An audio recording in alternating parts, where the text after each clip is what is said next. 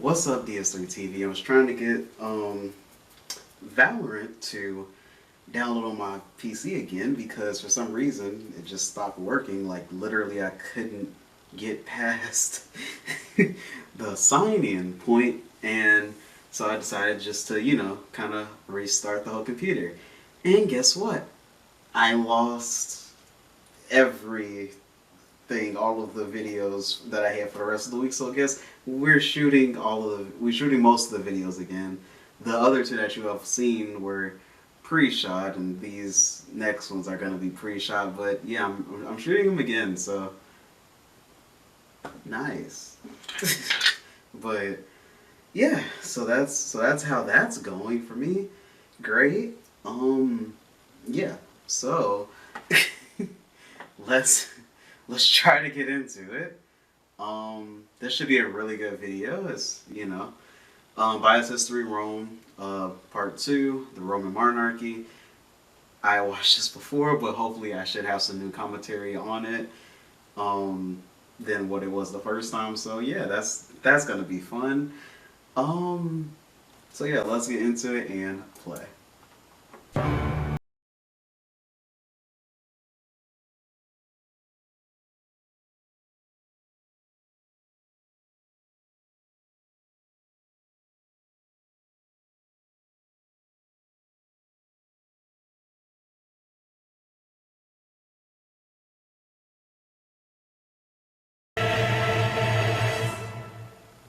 On the 14th of April, 753 BC, the dream of Rome first took form. After a lifetime of injustices, Romulus now stood as the last of his people, and Rome's first king. His priority was to create the institutions from which the city could thrive. The monarchy would be assisted by the Roman Senate, assembled by all Trojan-descended Romans, now senators, set to guide and elect the kings of the city. Romulus pondered heavily on how he could make Rome better to live in than Troy, only to realize he had already done it, there being no woman in the city and all. For the gods invented woman to test the infinite patience of the Yes, Trojans. But the infinite patience.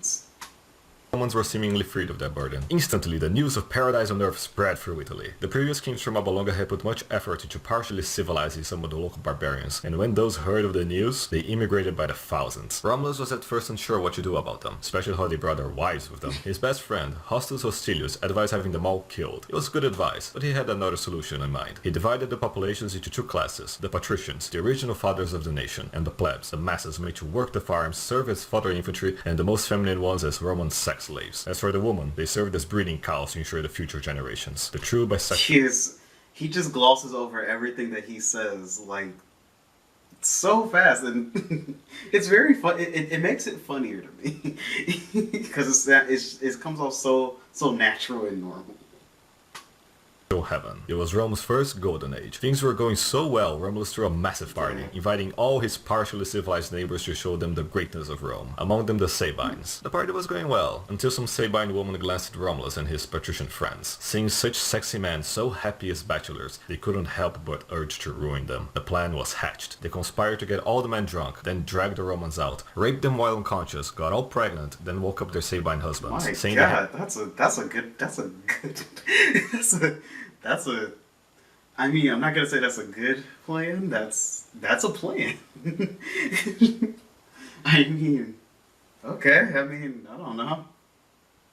All right. I mean, all right. had been kidnapped, only to wake up the Romans, ordering them to defend the mothers of their future children. The Romans, bound by honor, crushed the Sabines in battle, but granted them mercy, even integrating them as citizens, despite the Sabine woman's cry for more blood. They were now their in-laws after all. Barbarian woman, everybody. No evil greater than that. Even so, Romulus only lamented having lost his best friend Hostus in the battle. Seeking a resolution, Romulus allowed the Sabine king to co-rule the city with him, but thankfully the fool died in a stupid ritual or whatever. But he wasn't the only one whose days were numbered. After decades of rule, Romulus had grown wary. There's only so much injustice, strategy, and malevolence a man can take. One day, while inspecting his soldiers, a huge storm emerged, taking Romulus with it, ascending him to live with the gods as a reward for his great deeds. Romulus's legacy in Rome was vast, but perhaps his greatest contribution was the teaching of no matter how shit, painful, and maddening things get, never give up on your duty. A philosophy that served the Romans well when dealing with their wives. I'm just kidding. It didn't help at all. In this spirit, we enter the post-Romulus kings. 6 in total, only 2 of which were Roman, and only 1 of which I liked. So let's blast through. Okay, so I guess you're gonna tell which one he liked.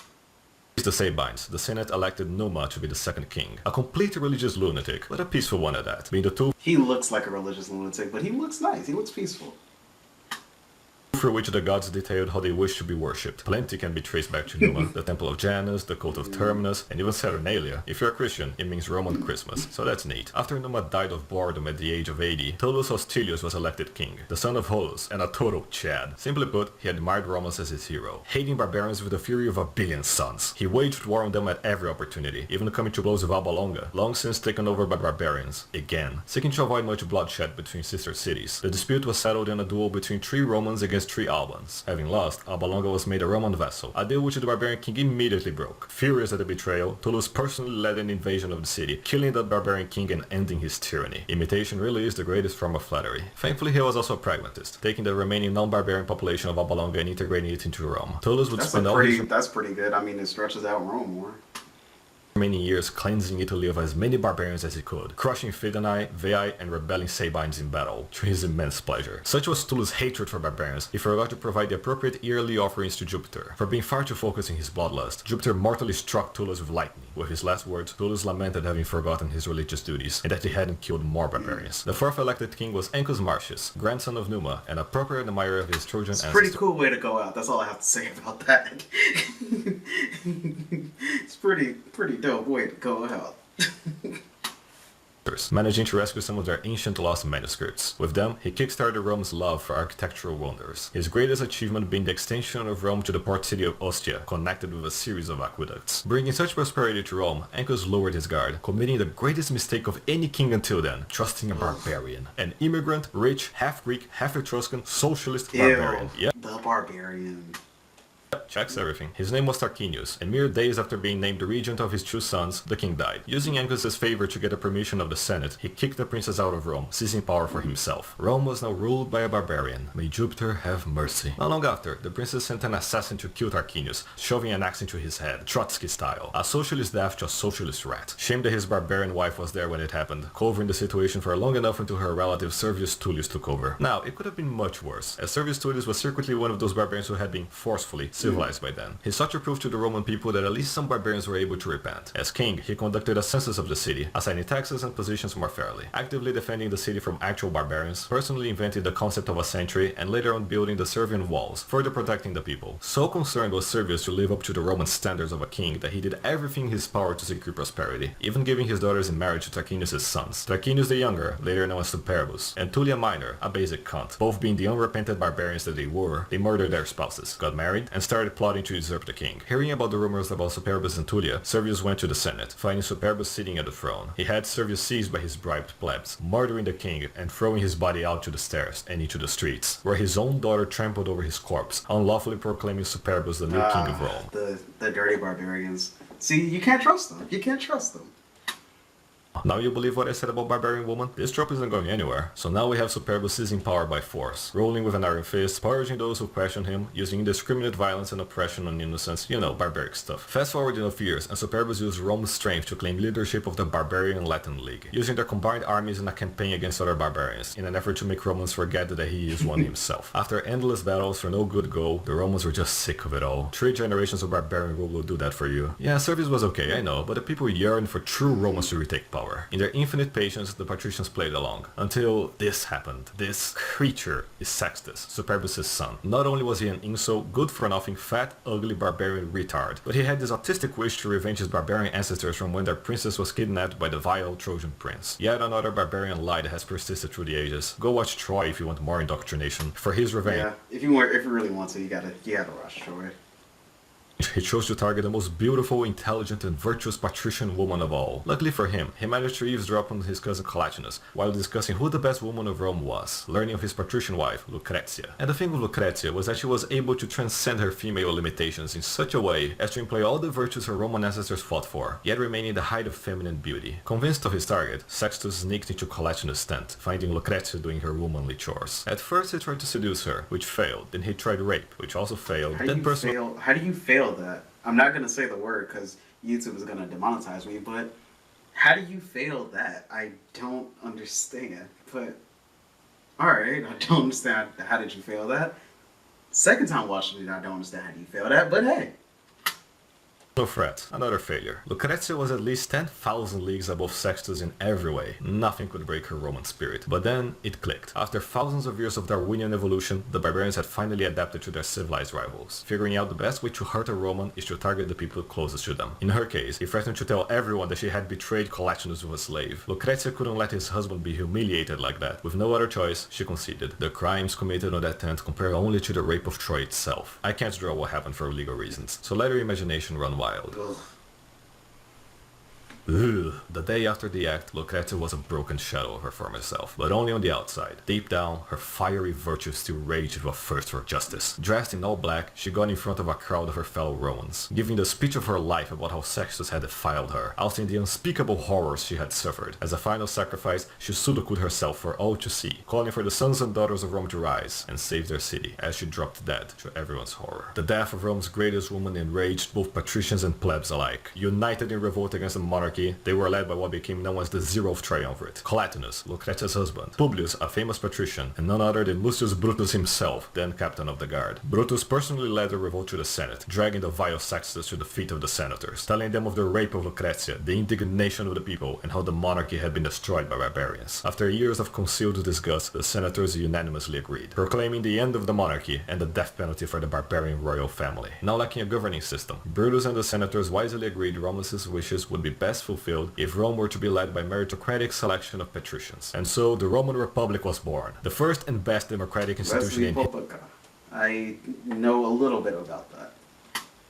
history, led by the first two elected consuls, Brutus and Collatinus. Once news of the revolt reached Superbus, his army instantly defected, marching back home to join the Republic. Desperate to retain power, Superbus sent spies to Rome, disguised as ambassadors. They approached the senators, trying to bribe them for support, but the patricians denied their advances, reporting them immediately for bribery. Some barbarians say Brutus' own sons accepted the bribes, as if barbarian lies permeate society no matter the era. Now truly desperate, Superbus let his barbarity completely take him over, riding north to the Etruscan lands, promising the local hordes that if they followed him, they would loot the greatest city on earth. Amassing a huge barbarian force, Superbus marched on Rome. Seeing the scale of the threat, Brutus wondered if Collatinus, being part barbarian, would come to betray the Republic. Recognizing his own weakness, Collatinus abdicated, going into exile, and having Publius take over from him as consul. At the Battle of Silva Arcia, Superbus' barbarian horde clashed against the Romans, their overwhelming numbers causing many casualties. Brutus, leading from the front, slaughtered countless savages, but being overwhelmed nonetheless. Seeing their commander sacrifice himself for Rome, the Romans pushed back, eventually routing the hordes, and claiming victory. Superbus managed to escape, fleeing to the Latin League, gathering their hordes for yet another battle, only to be crushed a second time. He then fled to Cumae, where he finally died, thank the gods. Rome had once more been saved, but at the cost of some of its greatest heroes. As the consul, Publius, now Publicola, made sure to return Brutus' corpse to Rome, where they celebrated the victory with the first triumph of the Republic, proclaiming aloud Rome would never again be ruled by barbarians. Ah, if only. But all's well when it ends well, and when barbarians learn their place under the Roman boot. Next time, we'll retell the tales of the early Republic, legendary figures such as Cincinnatus, Camillus, Flavius, and Scipio. It will be fun, and oh so very bloody. I'll see you then, plebs. Ciao, ciao.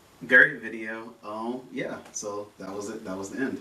And, so yeah, talk to you guys in the next video. And, you know, which will be tomorrow. And also, click the link in the description, and you can follow my Twitch, which I'll be streaming on most likely tomorrow. Well, most likely today. I already might have streamed if the video, depending on when the video comes out, but yeah. So, yeah, just, you know, look and see when my next stream is, and yeah, let's, you know, talk to you guys in this video. I want to get 1,000 subscribers by my birthday, September 13th.